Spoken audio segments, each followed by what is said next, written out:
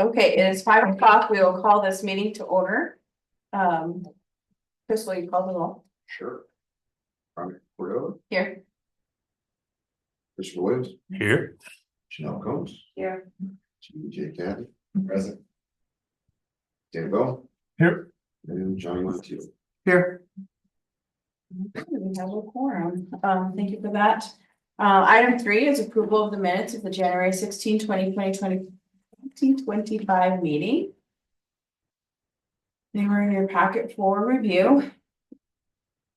Do you have any I'll questions? move to approve. Okay. I didn't bring them, but I looked at them. Okay. Second. We have a motion by Chief Williams and a second by Mr. Bowen. All in favor?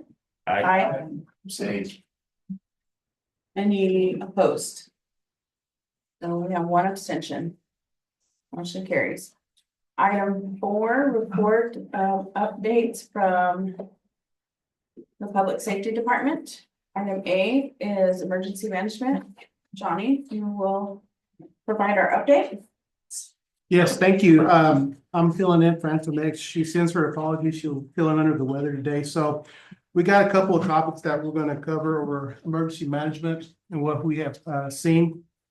The 3 topics we're going to cover is the hazard mitigation project, where we're at on that, the last quarter events, and then the next quarter of concerns. In our hazard mitigation projects, first of all, I'd like to give a big thank you for H2O Consulting Group for working with us and working with that hazard mitigation plan and doing their due process on developing this plan. So we're in that 3rd phase of the hazard mitigation plan where we sat together and sat down and went over the mitigation strategies for this development of this plan. And some of the action items that we discussed for the city of Portales was the water drainage improvements, the improvement of the warning systems, generators for critical facilities, and of course, educating the public. That's what we talked about and worked in the action items. Moving on to the next slide, the last quarter events.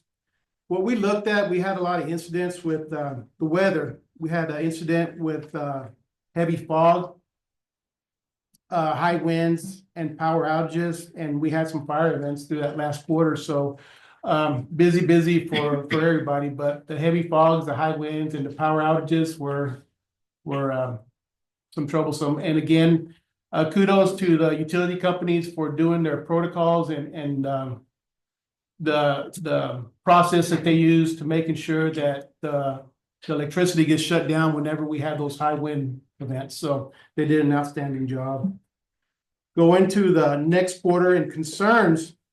Of course, we're in our fire season, and then we're slowly moving into our severe weather, which we're going to see a bunch of thunderstorm, tornado, hail, and increase. They're already calling for increased fire danger for this weekend also. So we're keeping an eye on that, and we're hopefully get everything situated so we have our preparedness for all those events that are coming in the next quarter.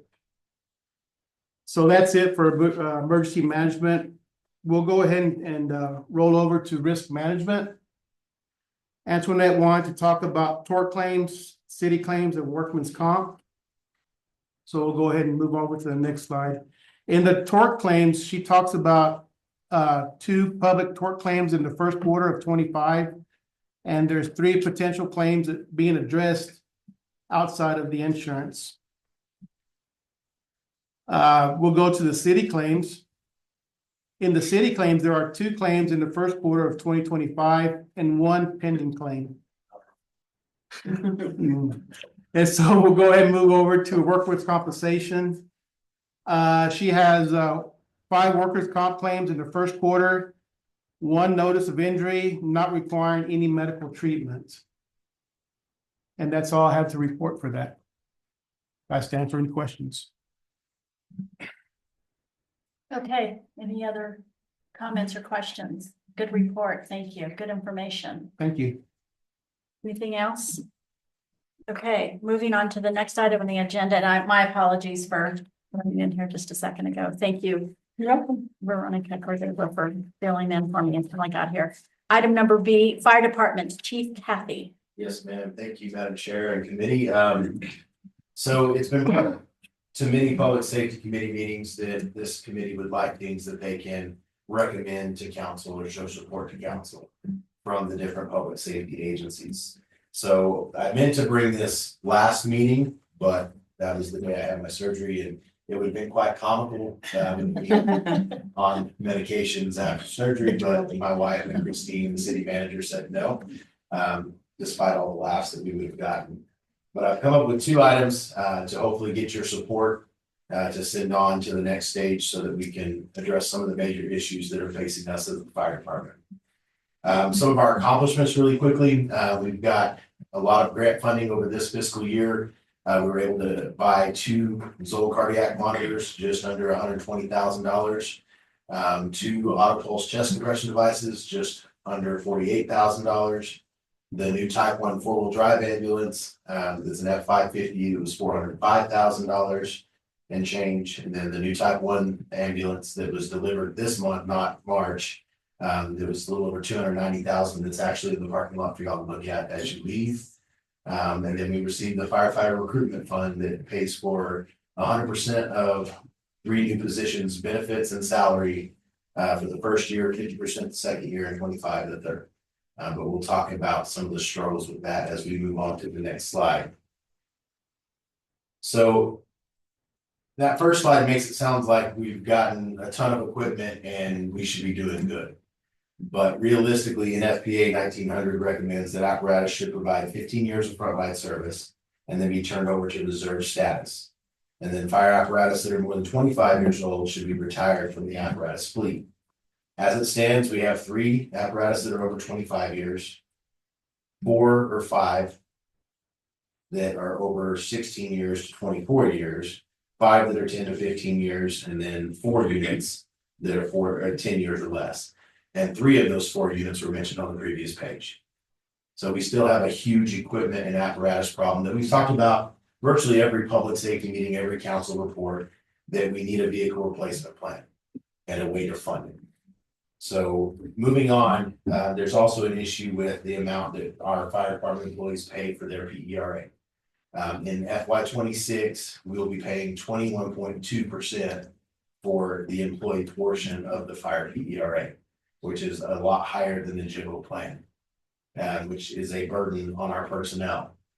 So with that, I've spoken with the city manager and the finance director about the potential of a ordinance that allocates 70% of EMS billing revenue to accommodate some of these struggles.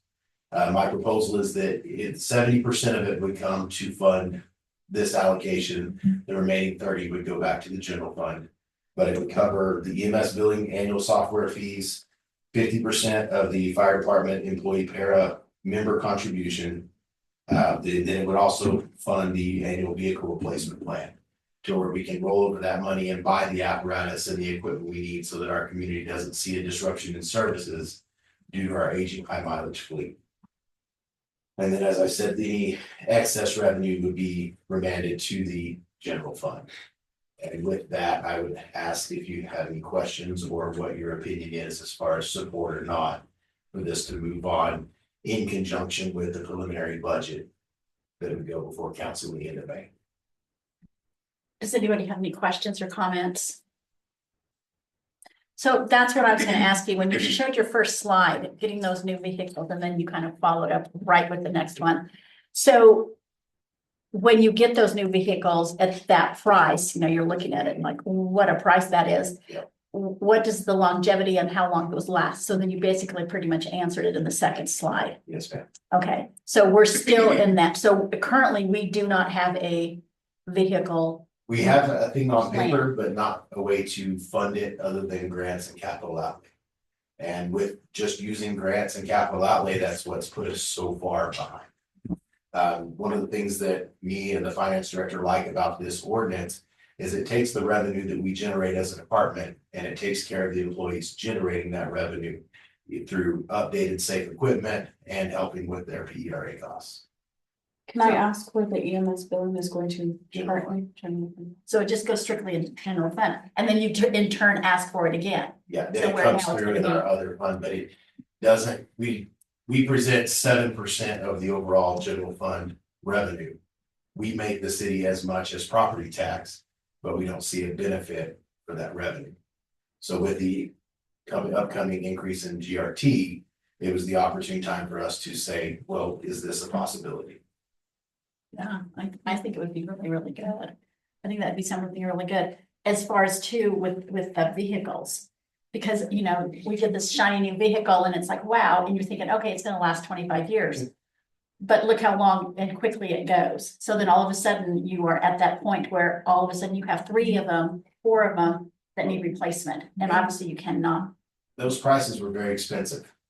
None of those units came fully equipped. So now we have to buy all the things for them to put them into service. This would also help fund that.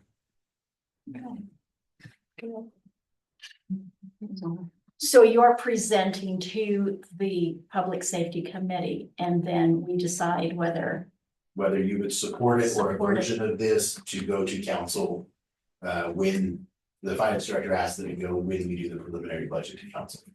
so has it gone to finance? No. So then would it go to finance? It would go, it will be presented Eventually. during the finance workshops Coming, The 25th and yeah. 26th. in Okay, conjunction yeah. with the preliminary budget. What are your feelings as far as the rest of the committee? I'm for it, I approve it. I support it. as I'm envious, we don't get to bill for our service. If we did, we would have a safe, quiet. I don't think we see much of a collection rate, our clientele. Okay, so this, you know, and I don't know if there's a formal bid process, I mean, not a bid process, voting, but I think by just what we talked about, that we are all in favor of that. So yes, All right. move forward with that, please. So seeing no objections, I will continue to work with Liliana. And I'm sorry, sir, you got something? 50%. No, only kidding. We'll see what the number is. Okay. I thought he was crying. I thought he was sneezing. As I was saying, I will continue to work with the finance director and outgoing city manager, as we move forward to meet the need of the community. That way Okay, we can move on. And then the next thing is the thing also I've talked about is pay. As it stands, we start at $14.29 for an uncertified firefighter. Which makes it incredibly difficult to recruit and retain. We've lost 44 personnel in the last 5 years.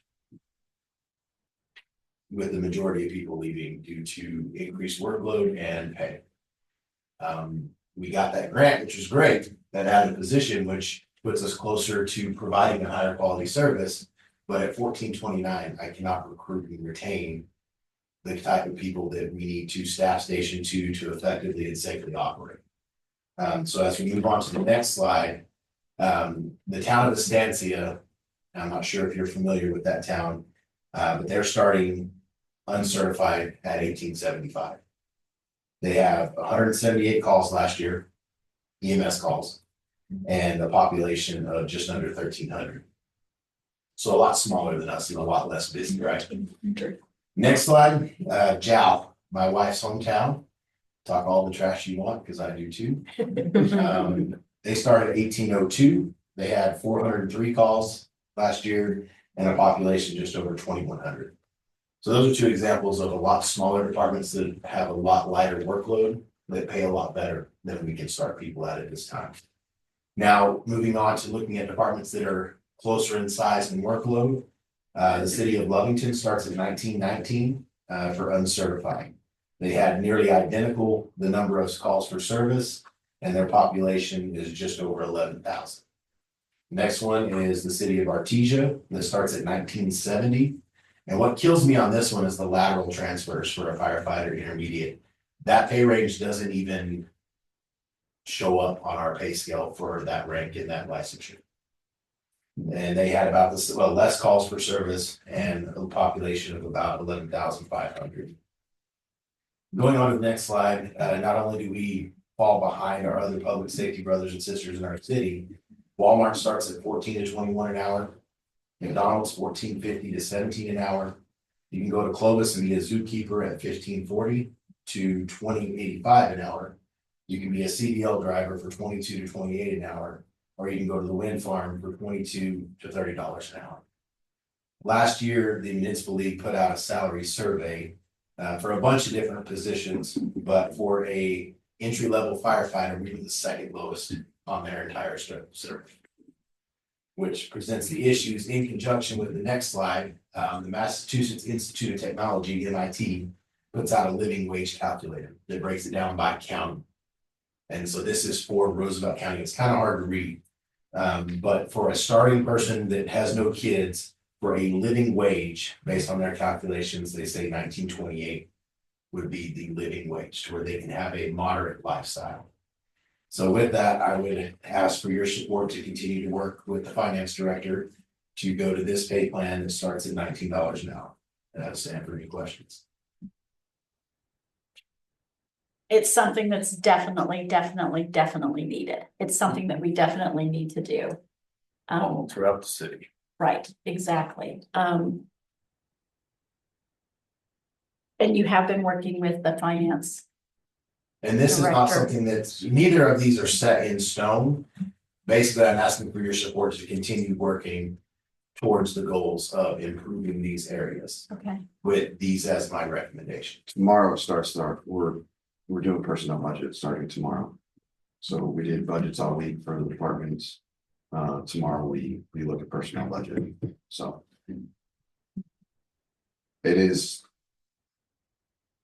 on our radar, and it is something we want to do, we're gonna do it. It just depends on how much money it's gonna cost us, how much we can really elevate people. So, but public safety is on the top of our list to elevate, so.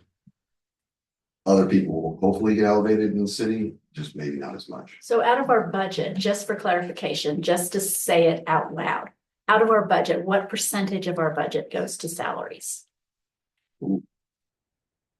That's a number that I do not know. I know for mine, it's about 85% of my budget is salary and benefits. That's something that we really need to look at. That's something that we've downfall within our community, I feel, is that because if we don't keep those salaries up, then it doesn't matter all the wonderful, nice equipment that we get. We don't have the personnel and the level of people that we do need in our community, because we have hard workers, but they need to be compensated for it too. No, absolutely. And And especially in the public safety sector, you know, when they're risking their lives, when they're getting put out there with all the different frustrations and people and what's happening in our community, and not just our community, but everywhere. But most definitely, it's something that we definitely need to look at. And I think it should always be first and foremost brought to our attention. Well, it's always brought to our attention, but it's something that we really need to look at. no, it's definitely something, I think, if I'm not mistaken, what was the number before? Like million, we needed about an extra million, right, to do. To the pay plan that we worked on while I was interim, it was $1 million to So- get everything throughout the entire city, not just the fire department. So we should be able to do it. In theory, I have to look at what every department requested more this year than we have in previous, because we have more money to allocate, so better things. So I think we'll be okay. I think people will be pleasantly surprised when we get through the pay plan. Well, I think is this committee, unless I hear anything different. No, I'm for it. You've been fighting this fight for a long time. And Yeah. Back when I Might was sitting up here, and your guys definitely deserve it. Might win this one. Janelle, were you able to add your position to your wish list? My position for the head, did we talk about it? Okay, well, that's tomorrow. I'd add it in there while we're there. She has a wish list. Of course. There we go. Well, we can all wish. So yes, please Yeah. continue with that. Okay, any other questions or comments for the chief? Okay, moving on to the next item, other business, any matter not known about or which could have been reasonably foreseen prior to the time of posting the agenda. And we'll start up here with any of the members of the Yeah, committee. the sheriff's office will be conducting an NDWI checkpoint May 9th between 6 and 10 o'clock on US Highway 70 going towards Clovis in the area of Pool 2. Heads up. Find P's and Q's. Yeah. Okay, okay. Ms. I Cordova, don't have anything. no, okay, Chief, No, I just wanted to give a little update. I have Novoa Global's trying to put together a much better presentation of the stats. But we went live with the traffic cameras in May of last year. And I was able to get up to February stats. So from May to February, we've seen a 39% decrease in violations. So like in August, when we went live, there were 13,796 violations a day. And in February, there were 9,425 for the average. are you still getting a lot of calls and, I don't want to No. say complaints, No, but concerns? No, Not really at all, but I mean, that's a good drop in speeders. And that's what we've hoped to see. that's So, really good. I mean, it's still quite a bit, but that's the average daily number of going through there. That's good. Okay, anything else? Okay, anybody else have anything? Okay, going out into the. Mr. Moyer, anybody? Anybody else? When do you want to do the next meeting? Okay, so our next meeting, quarterly, correct? Yes. Do you want to do July or August? What do you think? July? Is that We can okay? do the 10th or the 17th, because I don't think you want to do the day before 4th of July. No. I'll meet, in June or July? July. July, you can do 10, 17th, or 24th. I'm not the 17th, I can do 10th or the 24th. Okay. Let's look at the 24th. We can do the 24th, the room's open. I'm sorry? The room's open on the 24th. Okay, let's go ahead and do that. 24th. Okay, thank you all for everything that you do. Thank you for being in our community and keeping us safe in whatever department or entity you are with, because we truly, truly appreciate it. Okay, if there's nothing else, this meeting is adjourned.